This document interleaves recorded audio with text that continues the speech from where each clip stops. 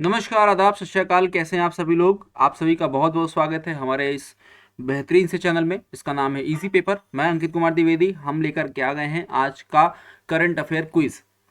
आज है 17 नवंबर और हम आज के कुछ क्वेश्चंस को करने वाले हैं जो कि आपके अपकमिंग एग्जाम्स में आपको मिलने वाले हैं। तो चलिए शुरू करते हैं।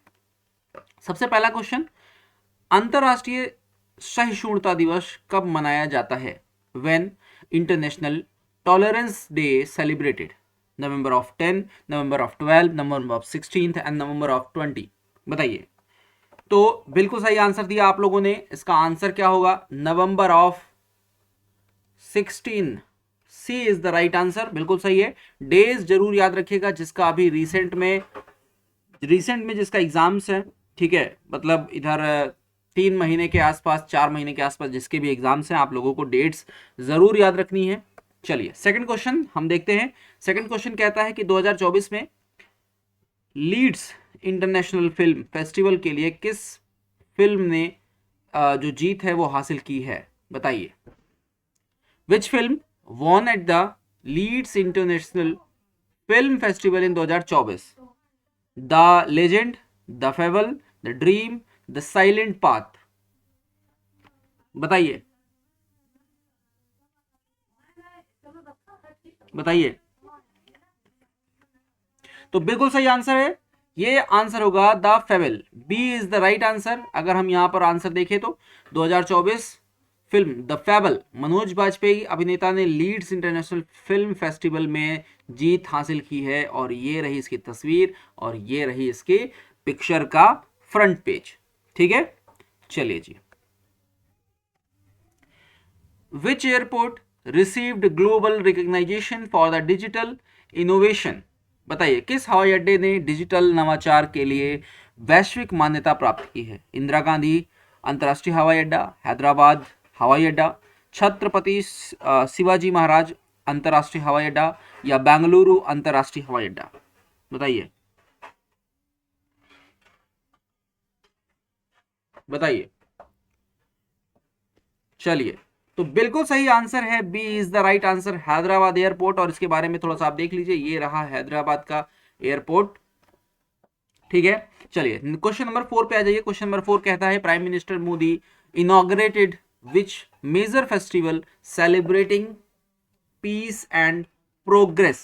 प्रधानमंत्री मोदी ने शांति और प्रगति का जश्न मनाने वाले किस प्रमुख त्योहार का उद्घाटन किया? बोडो शांति महोत्सव, पहला बोडोलैंड महोत्सव, उत्तर पूर्व सांस्कृतिक महोत्सव या असम विरासत महोत्सव? बताइए। चलिए जल्दी से बताइए। तो बिल्कुल सही आंसर है first Bodoland festival. B is the right answer. B वाले बच्चों का आंसर बिल्कुल सही है, फर्स्ट।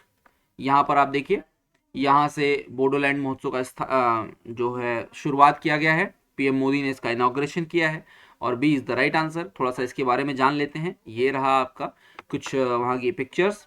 प्रधानमंत्री मोदी ने 16 नवंबर 2024 को पहले बोडोलैंड महोत्सव का उद्घाटन कर दिया है जी।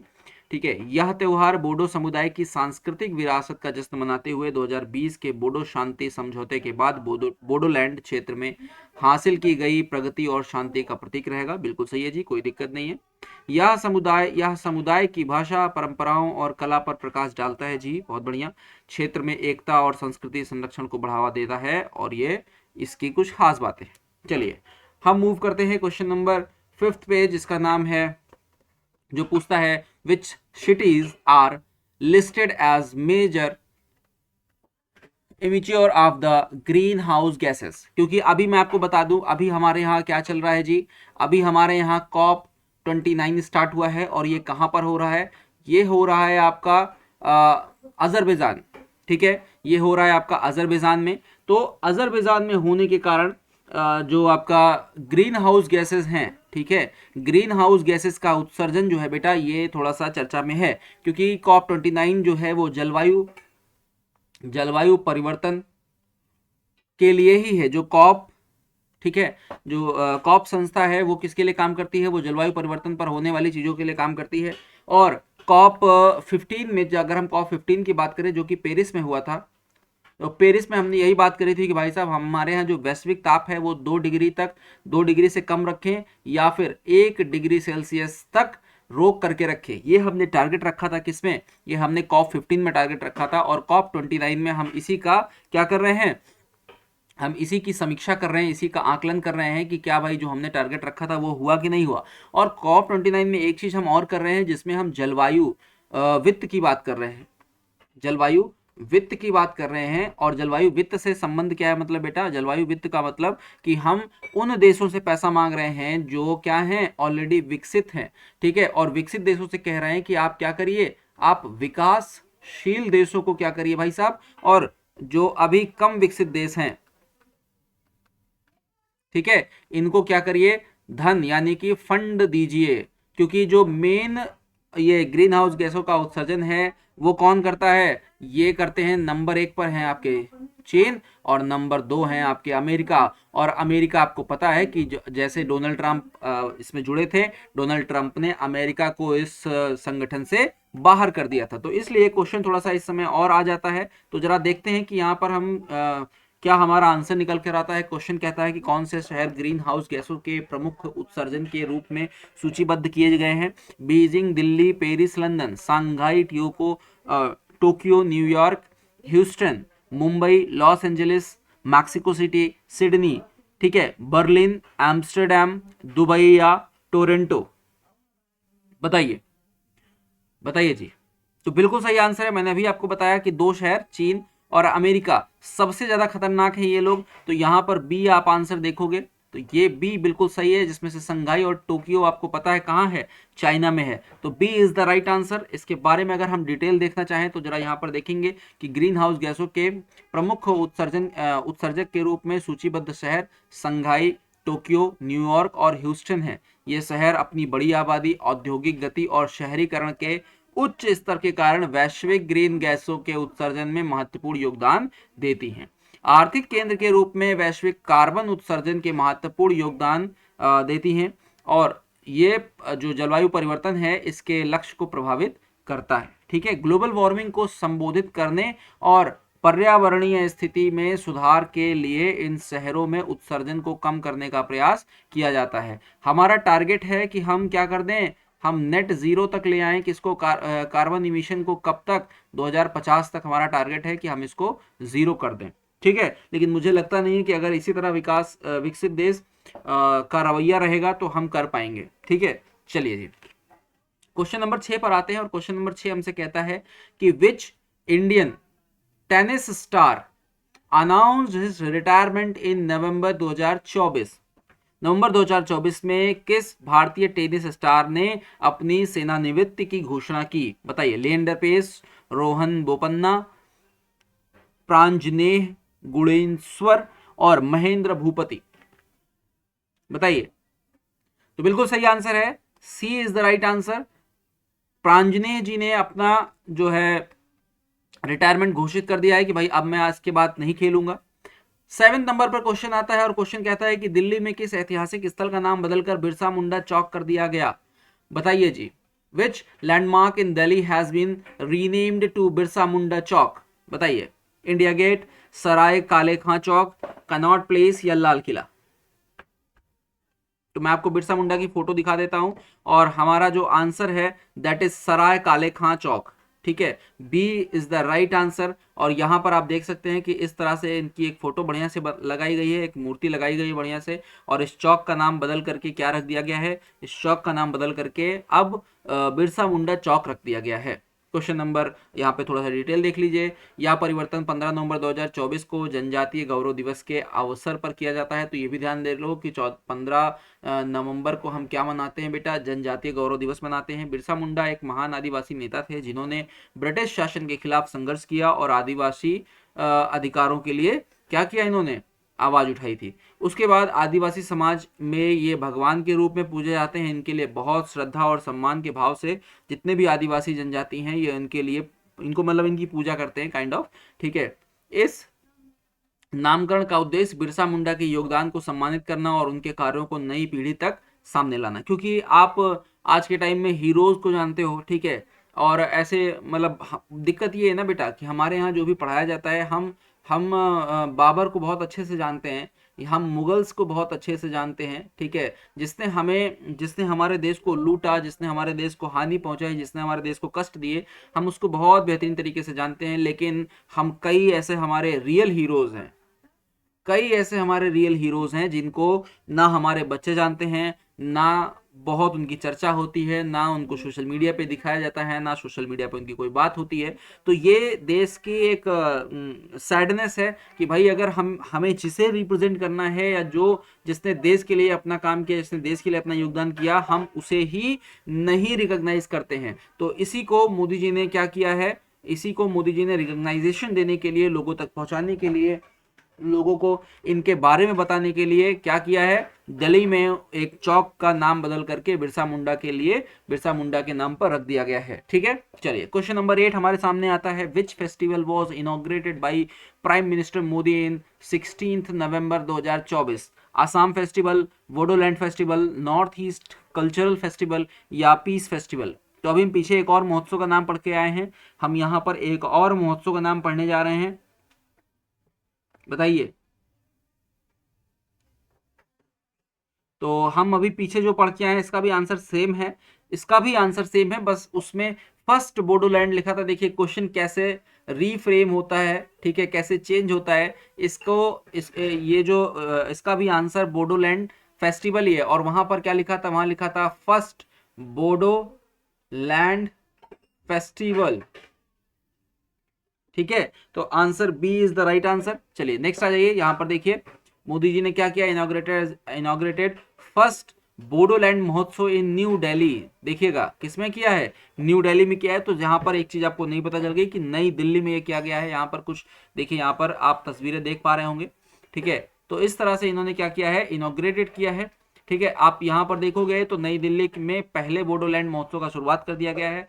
त्योहार बोडो समुदाय की समृद्ध संस्कृति विरासत को जश्न मनाता है और उनकी भाषा, परंपराओं और कलाओं आदि को प्रमोट करता है, ठीक है। 2020 में हस्तांतरित बोडो शांति समझौते के बाद असम के बोडोलैंड क्षेत्र में शांति और प्रगति की दिशा में एक महत्वपूर्ण कदम उठाया गया है, और इस योजना का उद्देश्य क्षेत्र में एकता, विकास को बढ़ावा देते हुए सामाजिक सद्भाव को बढ़ावा देना और बोडो लोगों की सांस्कृतिक पहचान को प्रदर्शित करना है।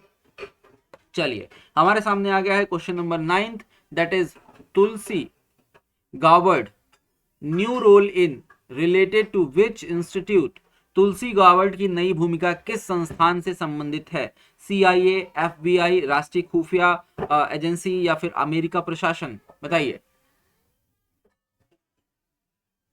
बताइए जी।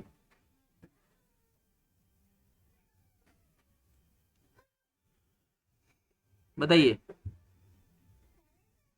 चलिए बिल्कुल सही आंसर है, C is the right answer. C is the right answer, national intelligence. यहां पर अगर आप देखोगे तो द हिंदू ने भी इसको पब्लिश किया है। Who is Tulsi Gabbard? ठीक है, who is Tulsi Gabbard? First Hindu Congress women appointed by Donald Trump as US intelligence director. C is the Tulsi Gabbard. ठीक है, तो यहां पर आप तुलसी गावर्ड को भी देख लीजिए। और थोड़ा सा जरा हम तुलसी गावर्ड के बारे में बात कर लेते हैं, तो यहां पर आप देखोगे कि पूर्व अमेरिकी कांग्रेसी महिला तुलसी गावर्ड को राष्ट्रीय खुफिया क्षेत्र में एक महत्वपूर्ण पद पर नियुक्त किया गया था। इस नई भूमिका में उनसे खुफिया अभियानों और राष्ट्रीय सुरक्षाओं को मजबूत करने में योगदान देने की उम्मीद की गई है। ठीक है, यह कदम उनके पिछले राजनीतिक करियर में बदलाव का प्रतीक है, और वह वैश्विक सुरक्षा चुनौतियों से निपटने के लिए खुफिया समुदाय पर ध्यान केंद्रित कर रही हैं। ठीक है, चलिए जी 10th क्वेश्चन आ गया आपके लिए। 10th क्वेश्चन क्या कहता है कि who is the second foreign grand commander of the order of the niger पुरस्कार प्राप्त करने वाले दूसरे विदेशी गणमान्य व्यक्ति कौन है? बताइए। Grand commander of the order of the Niger award, बताइए।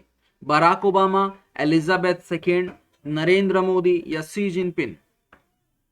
बताइए जी। तो ये खिताब किसको मिला है?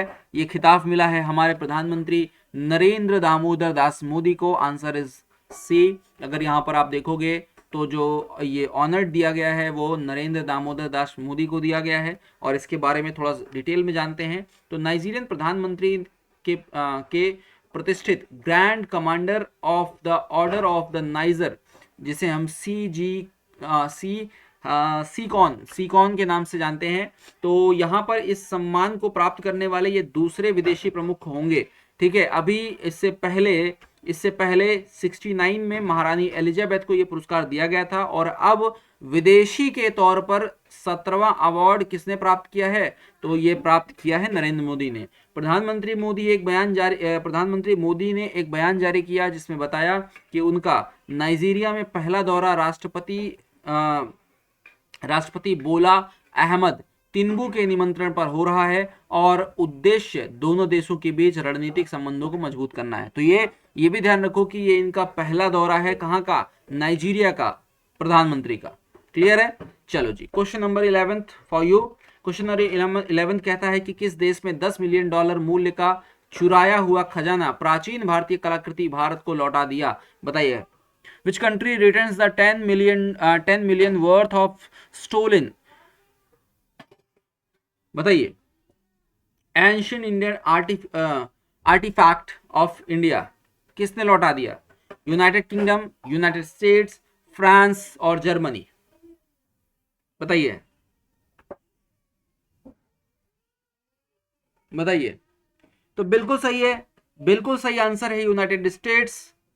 ठीक है, यूनाइटेड स्टेट्स ने चोरी किया था और वो जो पीस है दैट इज, ठीक है, ancient Indian goddesses come house, US return 10 million worth of the stolen treasuries of India.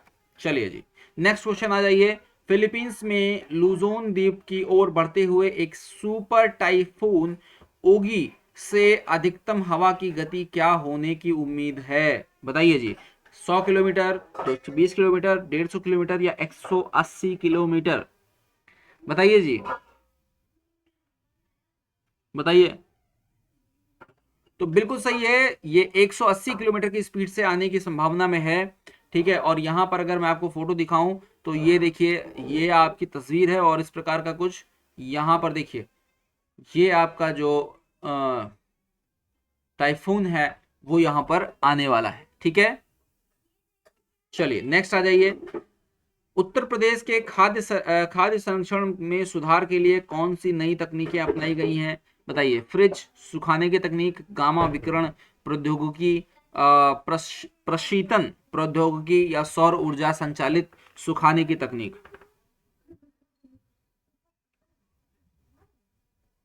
बताइए। तो बिल्कुल सही है, गामा रेडिएशन टेक्नोलॉजी को हमने क्या किया है, यहाँ पर इसमें डाला है, अपनाया है। यहाँ पर आप देख सकते हो, revolution of the food preservation, Uttar Pradesh adopt gamma radiation technology to boost shelf life of and exports. ठीक है, अब देखो ये क्या है, यह तकनीक रसायनों व परीक्षकों के उपयोग के बिना ही हानिकारक बैक्टीरिया और रोग जनकों को मारकर खाद्य पदार्थों की सेल्फ लाइफ बढ़ाने में मदद करता है। इससे क्या होता है कि हम जब जैसे आपने देखा होगा कई जगह पर आपको फूड्स हम ट्रांसपोर्ट करते हैं तो कई फूड ऐसे होते हैं जो बहुत दिन तक प्रिजर्व नहीं रह सकते, जिनको बहुत जल्दी खराब हो जाते हैं, तो उनको हम गामा रेडिएशन के तौर पर, गामा रेडिएशन के हिसाब से उसको क्या करेंगे, उसको लंबे दिनों तक प्रिजर्व रखने के लिए हम यहाँ पर कर सकते हैं, उनकी जो लाइफ होगी उनको हम एक्सटेंड कर सकते हैं। अच्छा, इसमें क्या होगा, निर्यात क्षमता में उल्लेखनीय सुधार होने की उम्मीद है कि भाई जैसे हम कोई भी चीज एक्सपोर्ट कर रहे हैं, ठीक है, तो उसमें हमारे लिए फायदा रहेगा कि हमारी चीज खराब नहीं होगी और हमें उसका उचित मूल्य प्राप्त हो जाएगा। ठीक है, जिससे यह सुनिश्चित होगा कि लंबे समय तक ताजा रहे और अंतरराष्ट्रीय बाजारों के लिए उपयुक्त हो जाए। जैसे यहाँ से कोई भी चीज, यहाँ से मान लो मांस है, मछली है, कोई फल है, कोई सब्जी है, कुछ भी ऐसा हम विदेश में भेज रहे हैं और भाई आपको पता है इतनी जल्दी तो पहुंचेगा नहीं, और उनकी अगर लाइफ एंड हो गई और वो चीज खराब हो गई तो वो पूरा बेकार हो जाएगा। ठीक है, तो ये इसमें क्या हो जाएगा, एक अच्छा कदम हो जाएगा। इस पहल का उद्देश्य न केवल भोजन की बर्बादी को कम करने बल्कि राज्य में कृषि उत्पादों की वैश्विकता प्रतिस्पर्धता को भी बढ़ाना है। ठीक है, दूसरी चीज, गामा विकिरण तकनीक उत्पादकों में के सुरक्षित भंडारण और परिवहन को सुनिश्चित करने के लिए दुनिया भर में उपयोग की जाने वाली एक सिद्ध विधि है। ठीक है, चलिए क्वेश्चन नंबर 14 आ गया। बद्री धाम के कपाट किस तारीख को बंद होंगे? 15 नवंबर, 16 नवंबर, 17 नवंबर, 18 नवंबर, बताइए। तो जो लोग कई लोग अभी यहाँ पर घूम कर भी आए हैं, कई लोग केदारनाथ भी जा चुके हैं, तो केदारनाथ के कपाट तो बंद कर दिए गए हैं। अब नंबर है बद्रीनाथ धाम के कपाट बंद करने का। तो बद्रीनाथ के जो कपाट है वो बंद होंगे बेटा 17 नवंबर को। ये देखिए यहाँ पर आज तक के इस न्यूज पोर्टल में भी इन्होंने बताया कि 17 नवंबर को बंद होंगे बद्रीनाथ धाम के कपाट। यहाँ जाने की पूरी कृपया, जिसको जाना है वो इनकी वेबसाइट पर जाकर के पूरी प्रक्रिया जान सकता है। ठीक है, ये कहाँ स्थित है? तो उत्तराखंड में स्थित है। बद्रीनाथ धाम के कपाट बंद होने वाले हैं रविवार 17 नवंबर को, यानी कि आज कपाट बंद कर दिए गए हैं, शीतकाल के लिए बंद कर दिए जाएंगे। और इससे पहले 16 नवंबर को वैदिक परंपराओं के साथ पंज पूजा के चौथे दिन माँ लक्ष्मी की पूजा यहाँ पर हुई। चलिए question number 15, which country space agency has entered into a deal with SpaceX for the launch of GSAT-20 satellite? किस देश की अंतरिक्ष एजेंसी ने GSAT-20 उपग्रह को प्रेक्षण के लिए SpaceX के साथ समझौता किया? बताइए। बिल्कुल सही आंसर आ रहा है यहां पर इंडिया की इसरो। ठीक है, अच्छा मैं आपको एक होमवर्क क्वेश्चन दे देता हूं, मुझे आप बताइएगा कि कॉस्मोस रॉस ये किस कंट्री का जो वो है अंतरिक्ष एजेंसी है, ये आप मुझे बताइएगा कमेंट करके। तो यहाँ पर आपका इंडिया आंसर हो गया है। इंडिया ने क्या किया है बेटा, यहाँ पर आप देख सकते हो SpaceX, यहाँ पर आप देख सकते हो कि SpaceX to launch India GSAT-20 satellite in major deal with ISRO. ठीक है, यहाँ पर ये आपके एलन मस्क हैं जो कि किसके मालिक हैं बताइए। इसरो बिल्कुल तैयार है कोलैबोरेशन के लिए एलन मस्क के साथ, SpaceX के साथ। ठीक है, तो यहाँ पर ये न्यूज़ आई है हिंदुस्तान टाइम्स में। तो यहाँ पर हम लोगों ने कवर किए 15 मोस्ट इंपॉर्टेंट MCQ क्वेश्चंस जो कि आपके अभी रिसेंट अपकमिंग एग्जाम्स में आ सकते हैं, जिसमें आप अभी देखोगे कि SSC GD का एग्जाम लगा हुआ है। आप अभी देखोगे कि जिन बच्चों का क्या नाम है हरियाणा का एग्जाम लगा हुआ है, जिन बच्चों का CTET का एग्जाम लगा हुआ है, तो जिस भी पेपर में आपको करंट आती है, जिस भी पेपर में आपको करंट से रिलेटेड कुछ भी क्वेश्चंस आते हैं, तो वहाँ आपको ये क्वेश्चंस आपके एग्जाम्स को डील करने में हेल्प करेंगे। ठीक है, thank you so much for watching the video. आप वीडियो अच्छी लगती है तो लाइक करिएगा, शेयर करिएगा, चैनल को सब्सक्राइब कर लीजिएगा। इट्स योर पर्सनल चॉइस, आपका मन है तो आप करिएगा। ठीक है, तब तक के लिए हम चलते हैं, आपसे लेते हैं अलविदा और फिर मिलेंगे हम आपसे अगली वीडियो में। तब तक के लिए जय हिंद, जय भारत।